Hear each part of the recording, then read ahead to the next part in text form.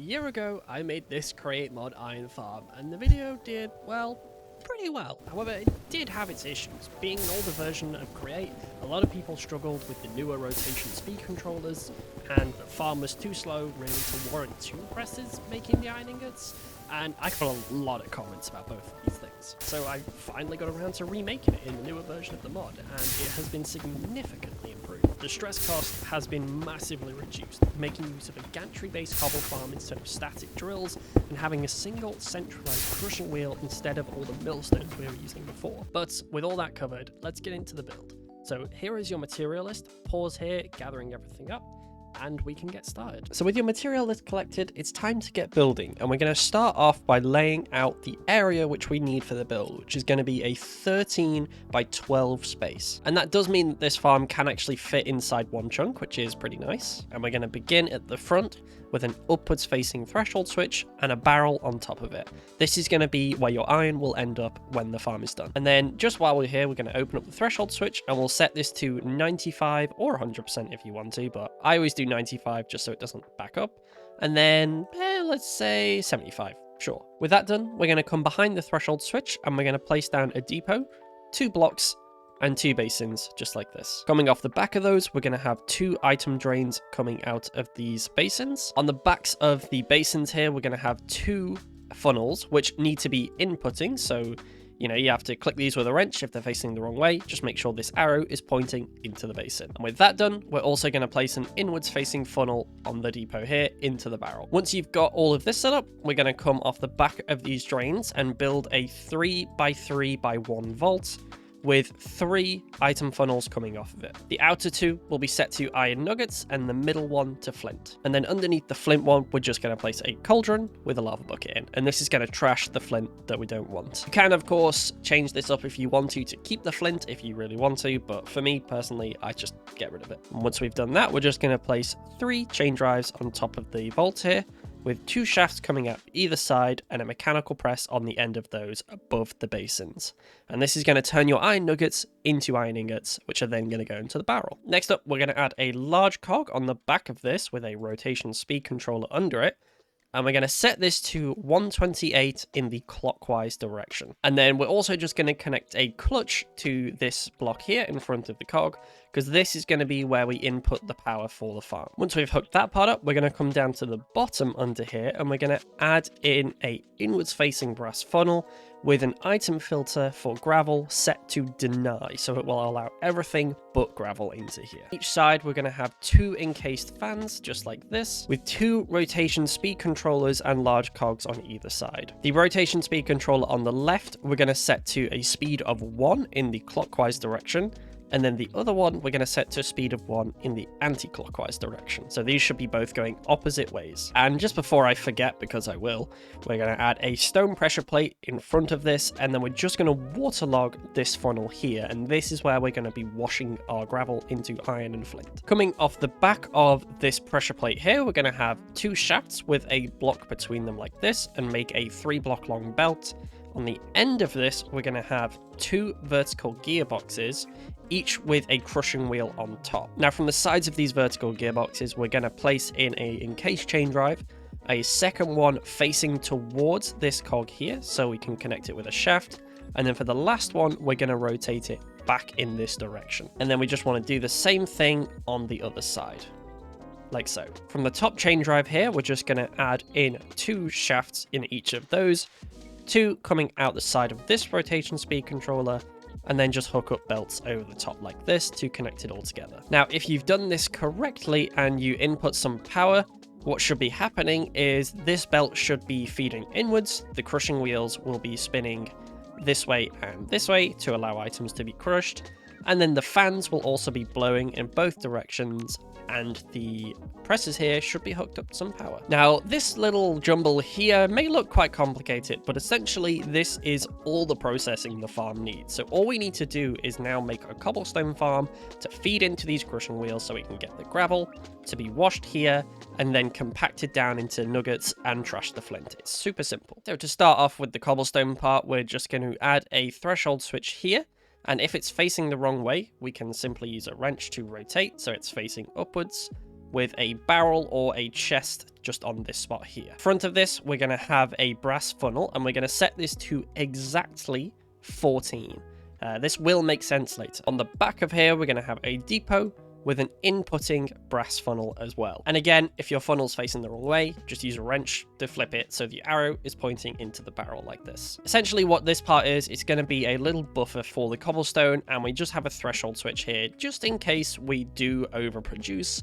We don't want to be spewing cobblestone everywhere and have it spill and cause lag in the world. It's not entirely necessary, but it's there just as a precaution. And with this bit done, we're going to take 2 clutches and put them either side of the threshold switch here. Coming out of these, we're going to have a large cog into a small cog into a gearbox connecting to this line of chain drives we set up earlier. And then of course, we just want to mirror this on the other side. So gearbox, small cog, large cog, clutch. Coming from these clutches, what we're going to do is we're going to have a shaft coming out of them, another shaft on the block next to it, then a gap of 3 blocks, and then a third shaft right here.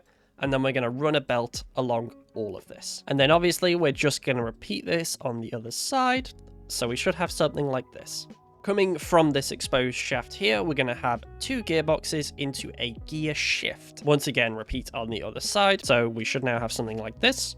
Coming off the gear shift, we're going to place 2 gantry shafts and then a gantry carriage on the end of this last one.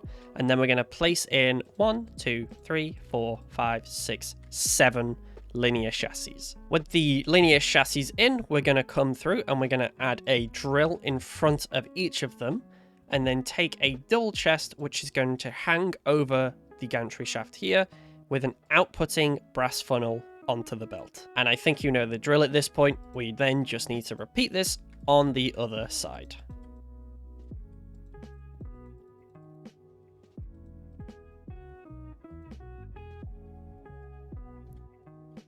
Now with all this set up, what we're going to do is we're going to place a content observer facing away from the gear shift like this, so the smiley face part is pointing towards the drills. We're going to give him a filter of stone, and then just because it helps, I'm going to temporarily fill in the blocks in front of the drills with stone as well. Which in front of this, what we're going to do is we're going to build up a little water retainer in front of the stone, so each of the side ones will have a corner stair, just to stop the water spilling out, so you will have something like this. Now, in order to add the lava to make the stone, we're going to have to add some blocks so it doesn't spill everywhere. So we're going to start off with a single frame glass block on top of the content observer, because if we put a trapdoor here, it's going to flip constantly, and it's just more annoying if anything. And then we simply just come around, place trapdoors around like this, making a box which will contain our lava.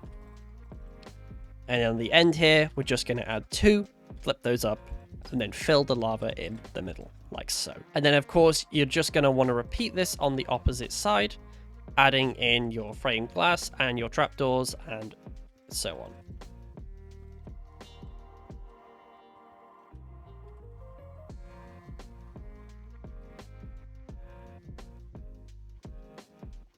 So once you're done, the farm should look a little something like this. It's all quite nice and compact. Everything is kind of held together. There shouldn't be any spillages. And yeah, it looks pretty nice overall. Although I have forgotten an incredibly important step, and that is gluing together our contraption. So what we're going to do is we're going to just do 1 line of glue there, 1 there to attach the drills, 1 going up here, and then just connect the chest in. So now if you hold control to see which area is glued, you'll see we have the chest, the carriage, all the chassis, and the drills in the glued area. And it's important to note we do not glue the funnel here, as what we want to do is when this thing is resting and in this position, it's going to deposit its items onto the belt and empty them out of the contraption. So once again, glue the chest on, glue it to the carriage, glue the chassis, and then glue the drills. Perfect. So for those who haven't worked it out yet, essentially what is happening is we're using a gantry instead of static drills to break the blocks, because a gantry will use 0 stress units. So we're essentially massively cutting down on stress by using a contraption to break the stone instead of just drills being powered normally. So what's going to happen is the content observer here is going to see that stone has generated, and it's going to reverse this gear shift, which is going to cause this contraption to move up to the gantry.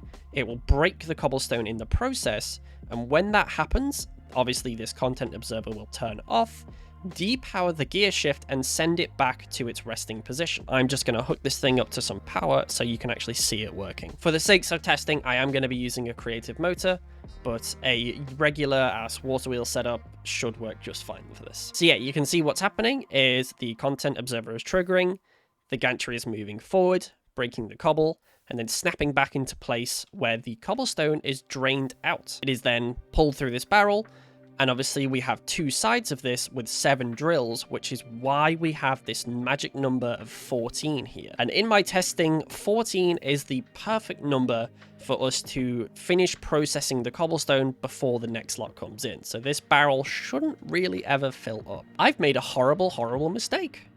Oh no, this one's going the wrong way. So yeah, turns out I have made an ever so slight mistake in the tutorial. What we need to do, we just need to take this right gearbox here, we're going to break that and replace it with a shaft, and then this side should now be spinning the right direction. That's yeah, that's my bad. I forgot about that part. Because I put a casing on it in the design, and yeah, I thought it was a gearbox, but I'm just stupid. But with that now powered up, and you can see both sides working, breaking the cobble, we are making iron, which is pretty cool. And for those of you wondering how much stress this takes, not a lot. It's about 2,000 to 3,000 at most. It's a handful of large water wheels. This thing is so cheap to run. So yeah, that is the Iron Farm version 2. So if you liked the tutorial and you found it helpful, please do leave a like and a comment. Obviously, subscribe to the channel if you want to see more, because it's actually been really interesting to revisit my old designs like this and try something new. I might go back and revisit maybe my gold farm and stuff as well, see if I can make that any better. Yes, anyway, thanks for watching, everybody. I appreciate it, and I will see you in the next one.